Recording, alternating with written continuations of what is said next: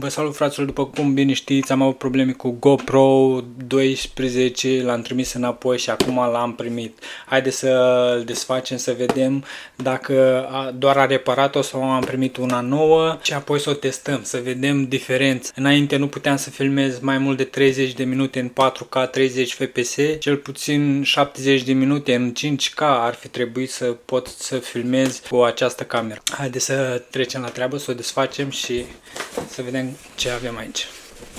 O să desfac.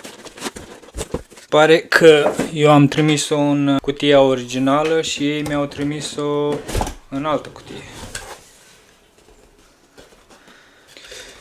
A zis că să trimit doar camera, fără accesorii. Să vedem. Pe ecran avea câteva zgrieturi, iar în partea aceasta este altă cameră. Este 100% altă cameră. Haideți să vedem. Este o cameră bună, mie îmi place. Am trimis-o înapoi deoarece avea o problemă, supraîncălzire termică sau ceva de genul și se închidea automat. Uitați cum arată, fraților. Este altă cameră.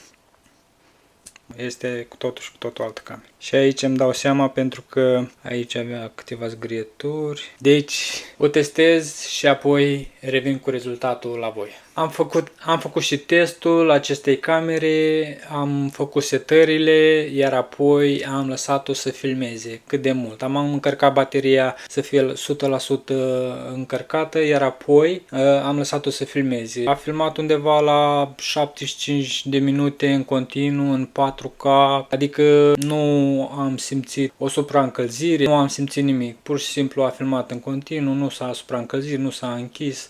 A fost totul perfect. Deci sunt foarte mulțumit. Sigur, pot filma și în 5K 30 fps cât de mult pot. Important e să mă țină bateria. Dacă aveți doar o singură baterie, recomandarea mea este să mai aveți încă una încărcată, o schimbați și apoi continuați să filmați ce aveți de filmat. Important este că nu se mai închide automat și nu mai există acea supraîncălzire termică. Bun, acesta a fost videoclipul de astăzi. Dacă v-a plăcut sau dacă vă place în continuare tot ceea ce fac, nu uitați să dați un like, un share sau să vă abonați aici la canalul meu de YouTube. M-ar ajuta foarte mult. Cât despre compania GoPro, dacă aveți orice problemă, nu ezitați să luați legătura cu ei. Important este să verificați documentele, să aveți garanția, bonul fiscal și ei vă ajută cu mare drag. După cum vedeți, am primit o cameră nouă.